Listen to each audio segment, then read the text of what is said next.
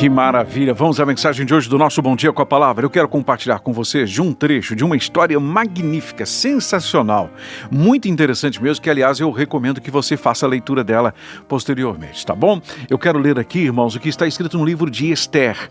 Esther, capítulo 4. Livro de Esther, capítulo 4, a partir do versículo 10. Ouçam só. Então ela quem? A rainha Esther. Ela o instruiu que dissesse o seguinte a Mardoqueu. Mardoqueu era primo de Esther e a tinha criado como filha depois que ela perdeu os pais. Então a Esther instruiu que dissesse o seguinte a Mardoqueu: todos os oficiais do rei e o povo das províncias do império sabem que existe somente uma lei para qualquer homem ou mulher que se aproxime do rei no pátio interno sem por ele ser chamado. Será morto, a não ser que o rei estenda o cetro de ouro para a pessoa e lhe poupe a vida. E eu não sou chamada à presença do rei há mais de 30 dias, disse a rainha Esther. Não era chamada à presença do rei há mais de 30 dias. Versículo 12. Quando Mardoqueu recebeu a resposta de Esther, mandou dizer-lhe: não pense que pelo fato de estar no palácio do rei, você será a única entre os judeus que escapará. Pois se você ficar calada nesta hora, socorro e livramento surgirão de outra parte para os judeus. Mas você e a família do seu pai morrerão. Quem sabe, se não foi para um momento como este que você chegou à posição de rainha.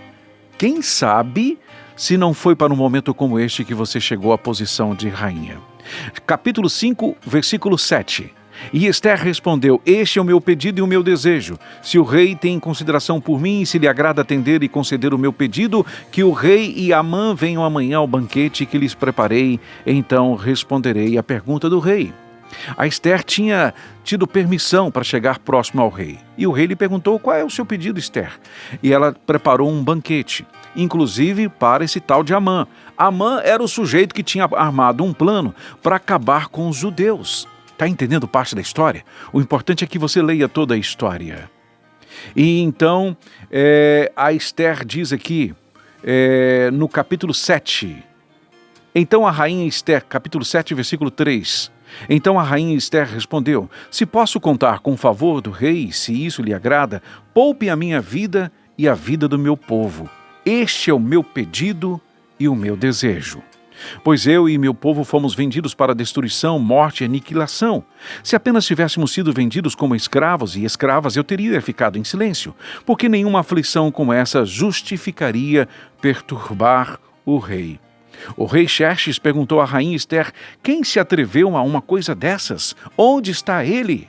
Respondeu Esther: o adversário e inimigo é Amã, esse perverso. Amã que estava ali, do lado do rei, de frente para Esther, participando daquele banquete. E a Esther, então, entregou todo o plano de Amã para destruir o povo judeu. O que eu quero que você pense e reflita sobre o seguinte, em especial, o que foi dito aqui por Mardoqueu, no capítulo 4, no versículo 14. Quem sabe se não foi para um momento como este que você chegou à posição de rainha? Meus irmãos, quantas vezes nós não percebemos que Deus nos coloca em determinados lugares sempre com um propósito, sempre com uma intenção, porque o nosso Deus é um Deus intencional. Tudo que Deus faz tem um propósito. Às vezes a gente não entende. Por que vim parar aqui? Por que estou aqui nesse lugar?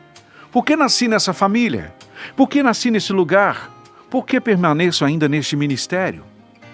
A gente não tem resposta para tantas perguntas, mas é certo que Deus é um Deus intencional. Deus sabe o final das coisas muito antes dele acontecer, dele se tornar realidade. Gostaria muito que você pensasse e analisasse sobre o lugar em que você está agora, sobre a posição que você ocupa hoje, da mais simples, da mais humilde à mais importante. Por que você está nesse lugar? Por que Deus o capacitou para estar neste lugar, nesta posição? O que o Senhor quer que você faça? Qual é o propósito disso? A quem você pode ajudar? A quem você pode socorrer? A quem você pode abençoar estando você onde Deus colocou?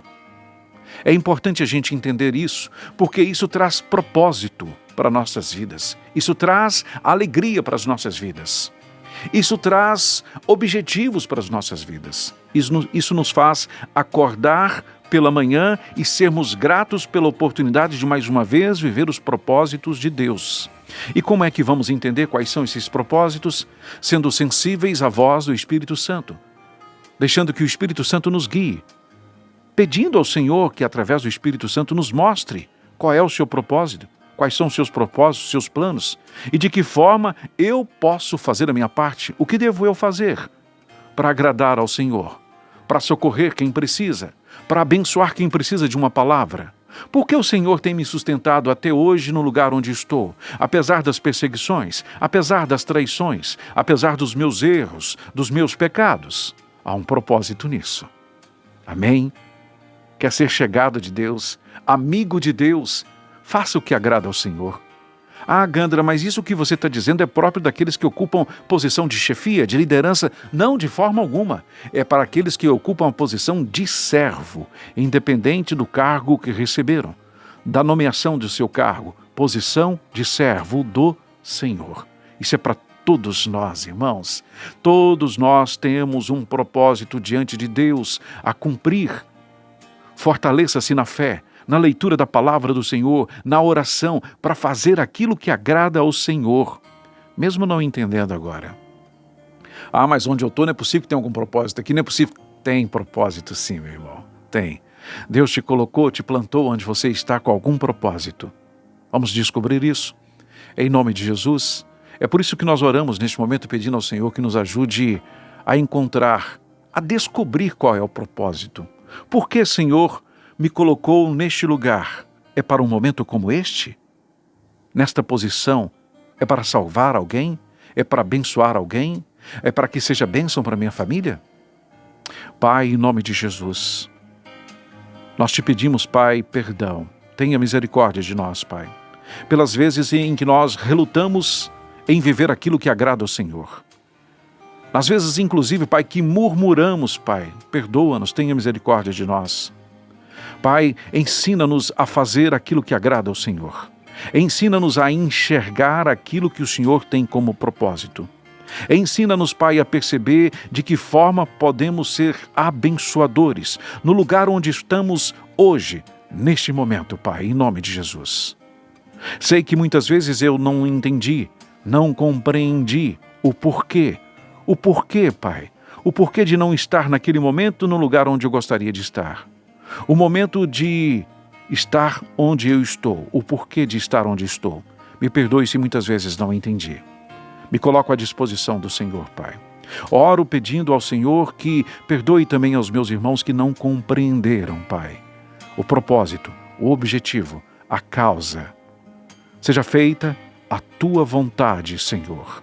Que a Tua vontade soberana, perfeita e agradável seja cumprida em nossas vidas e através de nossas vidas. Fortaleça-nos nos momentos de cansaço, desânimo, Pai. Seja conosco, nós te pedimos e já te agradecemos. Em nome de Jesus. Amém.